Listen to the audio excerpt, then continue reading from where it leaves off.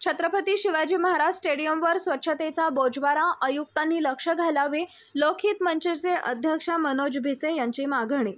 सांगलीची ओळख असणाऱ्या गोष्टींपैकी महानगरपालिकेचे छत्रपती शिवाजी महाराज स्टेडियम हे एक असून सध्या या स्टेडियममध्ये स्वच्छतेचा बोजवारा उडाला असून गॅलरीखाली कचऱ्याचा उकिरडा बनलाय.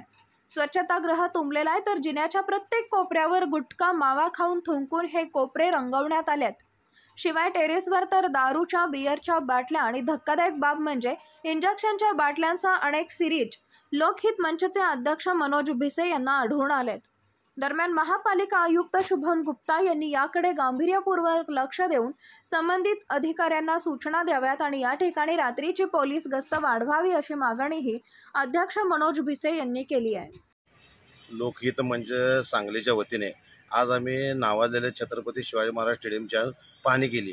आज एक धक्कादायक म्हणजे त्या टेरेसवर अनेक अशा धक्कादायक बाबीची आमच्या लक्षात आले की वर तिथं औषधाच्या सिरीज, बाटल्या, दारूच्या बाटल्या अशा अनेक प्रकारच्या वर आम्हाला तिथं निदर्शनाच्या बाटल्या आल्या.